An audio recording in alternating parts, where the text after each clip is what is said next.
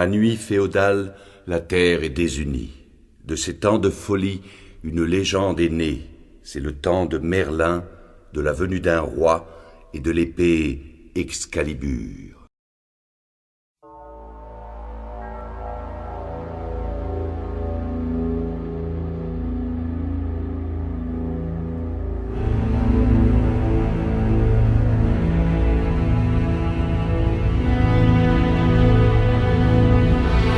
Bonjour à tous, voilà pour la suite de cette première partie sur le flux de conscience. Et dans cette deuxième partie, nous allons voir les sujets dont je vous parlais dès le début de la première vidéo. Qu'est-ce que c'est la réincarnation, la métatempsychose, la palindigérie, la transmigration de l'âme. Nous allons voir tous ces sujets. Là, en cliquant, mais déjà sur cette vue d'ici, la cachoeira à l'ADA des Patachos. Je vais essayer de ne pas tomber. En quittant les rochers, puis on va se balader un peu,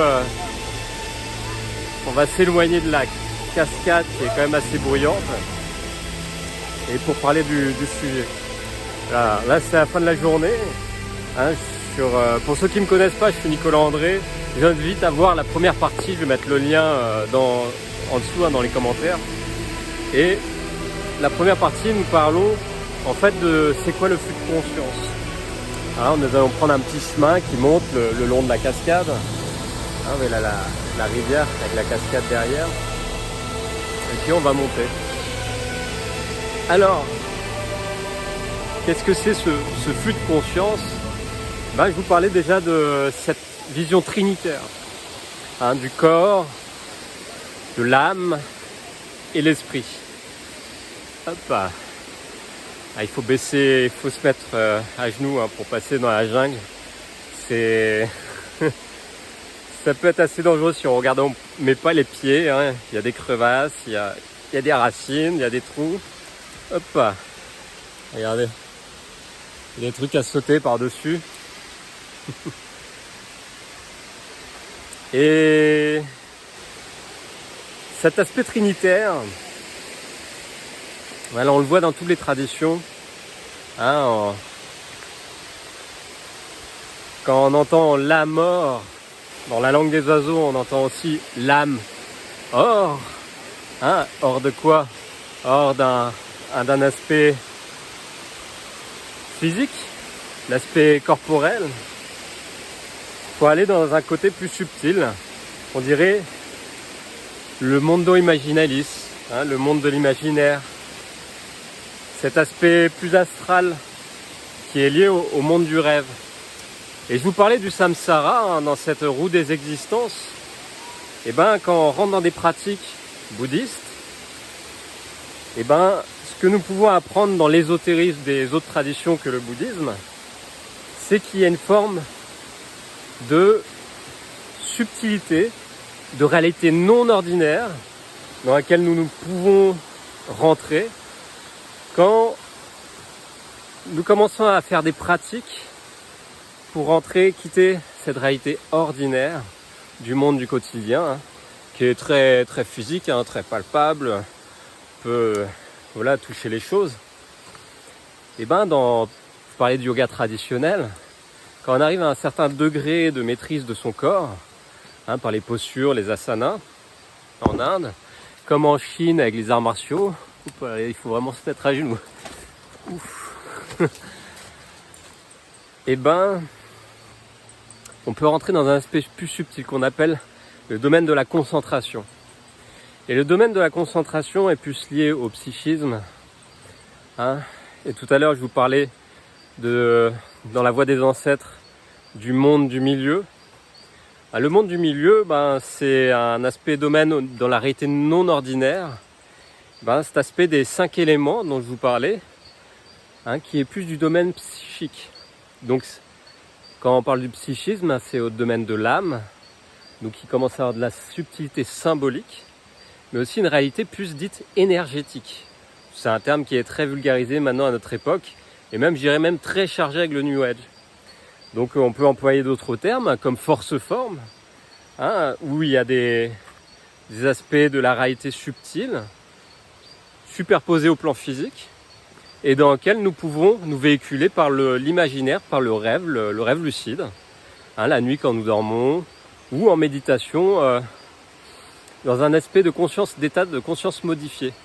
Et là, nous rentrons dans un domaine que nous appelons la réalité non ordinaire. Et c'est par des pratiques telles que le voyage dit chamanique dans la voie des ancêtres avec le tambour, ou les plantes de pouvoir, comme des plantes illégales en Europe, et bien ici, par exemple, au Brésil, elles sont légales, comme l'ayahuasca. L'ayahuasca, comme l'iboga aussi en Afrique. On vous en a beaucoup parlé, je vous en parle souvent d'ailleurs. Et ben, nous pouvons entrer dans le domaine de la réalité non ordinaire, guidé par un adepte. L'adepte, c'est le pagé ici, l'homme médecine. Ça va être le marabout en Afrique, l'homme médecine de là-bas. En Mongolie, ça va être le chaman. Le terme chaman vient de Mongolie, des steppes de Mongolie. Et va nous guider dans ce labyrinthe dit astral avec des influences subtiles. Et ces influences subtiles, on va aller corriger. Je parlais de fausse sceptique, on va aller voir le fond et puis tous ces aspects dans le domaine de du symbole pour aller voir il est où le diable dans les détails qui nous divisent intérieurement. Et aussi par expérience dans le monde physique, après au-delà du rêve, dans le monde physique, on vit des expériences qui nous empêchent d'intégrer ce flux de conscience. Je vais faire une autre partie, sinon ça va faire charger trop celle-là.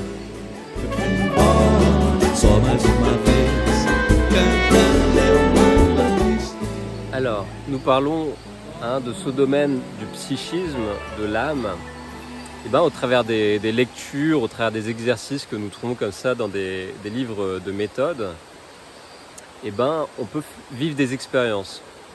Donc c'est un peu l'alchimiste, le magicien ou le sorcier qui fait ses expériences dans son laboratoire pour voir dans un certain sens sa capacité avec sa volonté de modifier les aspects de la matière autour de lui.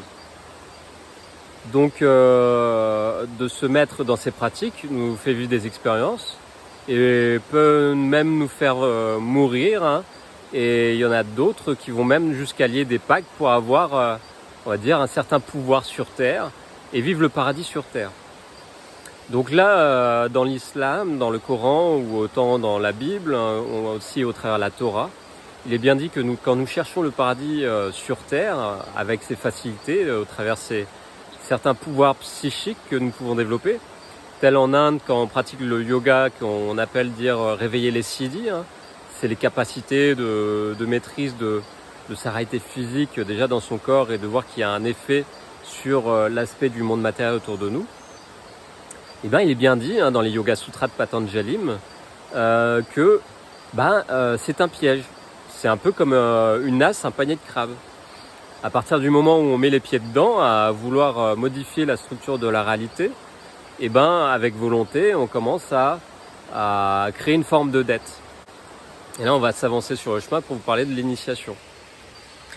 L'initiation n'a rien à voir avec le domaine du psychisme et des expériences dans les livres avec les exercices en laboratoire. Alors, je fais attention, là, ça descend dans les cailloux, les racines. Voilà, là, on arrive à un autre lieu qui est très joli, je vais vous montrer.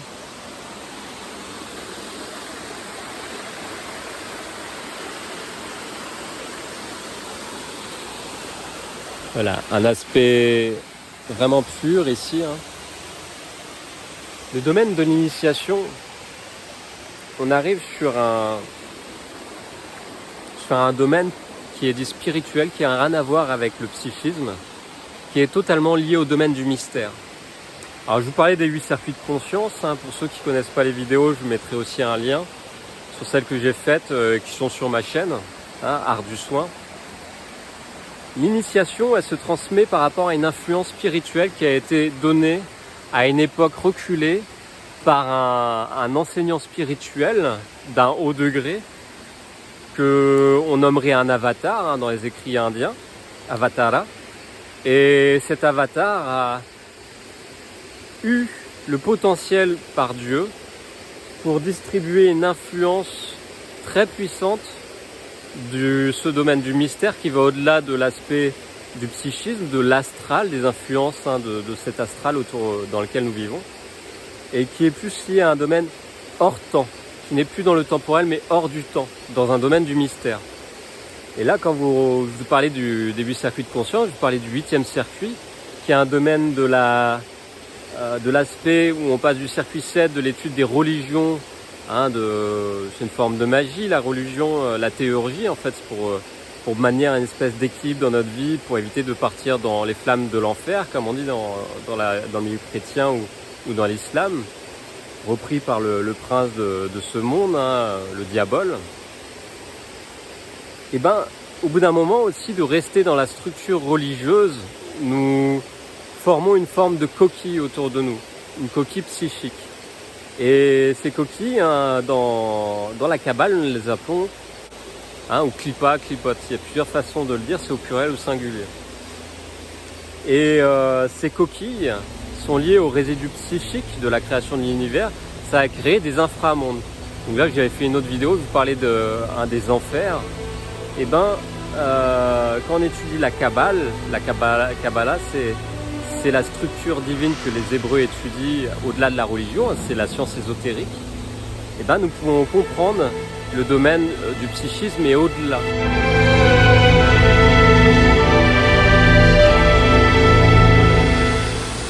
Alors métatempsychose, réincarnation et palingénérie aussi sont des termes qui sont employés pour parler du flux de conscience qui va se véhiculer d'un aspect de la réalité à un autre.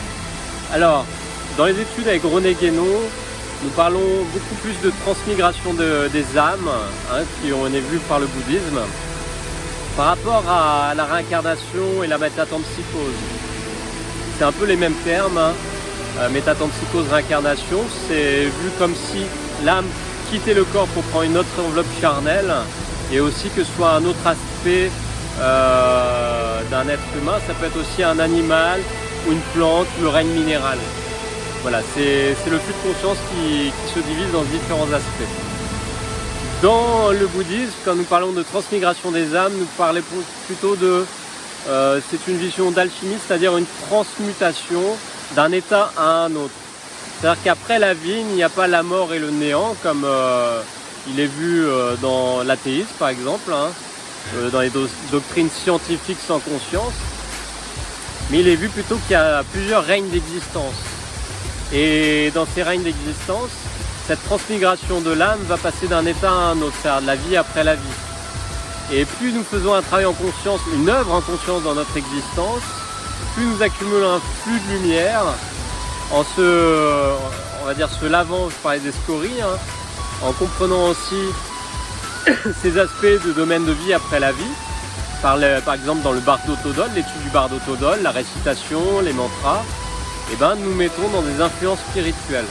C'est pour ça qu'il est vu dans l'islam que le paradis, il est conseillé de tout faire pour vivre le paradis après, c'est-à-dire de donner le maximum, le meilleur de nous-mêmes sur terre, dans une vie d'œuvre envers Dieu, envers Allah, le Très-Haut, et le miséricordieux, et de tout donner dans cette vie pour que la véritable vie se révèle après. Donc, c'est plus dans ce domaine de transmigration de l'âme, la transmutation d'un état à un autre, un peu comme l'eau qui passe de la glace à l'état liquide, et l'état liquide à l'état gazeux, et du gaz qu'on peut voir jusqu'au plasma. Le plasma, c'est de la lumière, c'est l'eau qui se transmute en lumière. Et c'est plus cet état-là que nous faisons référence dans le bouddhisme, la transmigration des âmes. Après la réincarnation, il y a beaucoup une erreur qui est faite, même dans les doctrines spirites d'Alain Kardec. Je vous invite à éviter de rentrer dans le domaine du spirit parce que c'est beaucoup chargé de résidus psychiques. Après la mort d'une personne, il y a un corps d'expérience psychique comme ça qu'on appelle un corps d'ombre. S'il n'est pas, on va dire, verrouillé dans un lieu avec un enterrement comme il se doit par des initiés, des prêtres initiés, il vient hanter les autres. C'est pour ça qu'il y a des thérapeutes qui viennent jouer à Ghostbusters quand ils sont liés à une tradition. Après, quand ils ne sont pas liés à une tradition, malheureusement, il y a des thérapeutes on va dire, ils sont pris par des forces des djinns et voilà, ce sont des magiciens qui virent au noir sans le savoir. C'est pour ça que c'est important de remonter à la source des termes, hein, pour comprendre le verbe de Dieu, pour aller au-delà. Et c'est de là que dans une tradition, il y a des aspects unicitaires qui vont au-delà de la tradition dualiste. Hein, et cette tradition dualiste, c'est plus dans le domaine du psychique et qu'on voyons par exemple dans le soufisme ou aussi dans l'Advaita Vedanta, que nous allons parler d'une voie d'unicité. Et cette voie d'unicité, c'est au travers des récitations, des mantras, le verbe de Dieu que nous répétons, pour nous mettre dans un état, on va dire, intemporel, hors du temps, qui est plus dans l'aspect dualiste, le bien et le mal, mais plutôt dans un aspect de compréhension de cette réalité duelle sur Terre, et pour préparer sa vie dans l'au-delà, dans le royaume des cieux.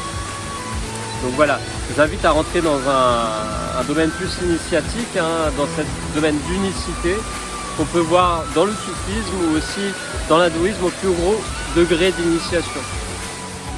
L'initiation, pour être plus simple, parce que j'ai tendance à être compliqué, Pascal m'a souvent fait le retour, et d'autres personnes, pas que lui, me casse la tête des fois pour expliquer quelque chose. Hop là, ça devient un peu périlleux.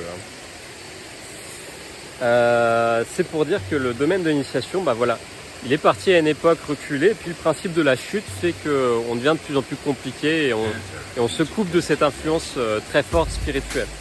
Et au début, cette influence spirituelle était très forte. Il n'y avait pas forcément besoin de faire beaucoup de pratiques. L'influence venait nourrir tout de suite quand on se connectait à elle par la foi. Et puis au bout de 2000 ans, l'influence elle s'est diluée, c'est un principe de dissolution. Et les aspects spirituels de la lumière de ces influences d'il y a longtemps qui sont véhiculés au travers des rites initiatiques. Et quand on reçoit l'initiation, c'est pas forcément, là je vous mettrai un enregistrement de René Guénon sur l'aperçu de l'initiation. C'est pas parce qu'on a reçu l'initiation qu'on va déjà la sentir et puis qu'on va la vivre, tout de suite les aspects. Ça va nous faire souvent réagir sur plusieurs mois, voire plusieurs années, pour faire un travail de purification et que l'initiation se manifeste réellement. Beaucoup de sectes d'une vision New Age, comme les influences d'Alice Bailey, la théosophie de Lena Blavatsky, j'y suis passé un moment au travers les Rose Croix de la Morgue, de toutes ces influences liées au domaine du psychisme. J'affirme que c'est pas l'initiation. J'ai rencontré d'autres influences spirituelles au travers des initiations, au travers des enseignements des maîtres spirituels que j'ai croisés, et c'était souvent pas forcément recherché, c'est venu, voilà, ça devait venir. À chaque fois il y a eu une transformation fulgurante, d'ailleurs souvent qui n'est pas agréable du tout. Voilà la différence entre le domaine du psychisme et l'initiation véritable, c'est, je dirais, un monde à un autre, pour aller hors du monde d'ailleurs dans le domaine spirituel. Donc voilà les amis, je vous invite à faire vos recherches, je vous invite à lire René Guénon, comme j'ai déjà dit, et comme notre ami du temple, Pascal, le dit souvent, butiner de fleur en fleur, et faites votre propre miel, faites vos expériences, et allez voir d'autres personnes pour créer du discernement. C'est très important d'avoir du discernement. Je vous invite à rentrer dans le domaine plus spirituel, de recevoir, de faire appel à Dieu, de prier que vous rencontrez un initié, et même nous vous invitons à venir au temple pour recevoir des enseignements de la gnose. Déjà à distance, vous pouvez recevoir ces enseignements. Et puis comme je vous disais, déjà en cabinet, je peux vous apprendre à lire ces symboles au travers le prisme de la numérologie, mais aussi au travers les expériences de la trame, pour faire un nettoyage. Et puis lors des rendez-vous, on ne fait pas que la trame. Je peux proposer aussi des rendez-vous un peu plus longs que la trame, avec une étude par rapport à la psychologie élémentale bouddhiste. C'est grâce aux enseignements que j'ai reçus dans le bouddhisme traditionnel et l'ésotérisme que nous pouvons aller voir en profondeur ce symbolique et faire un nettoyage en même temps. Voilà, je vous mets les coordonnées du temple et puis en dessous dans la description les coordonnées du cabinet pour prendre contact. À bientôt les amis.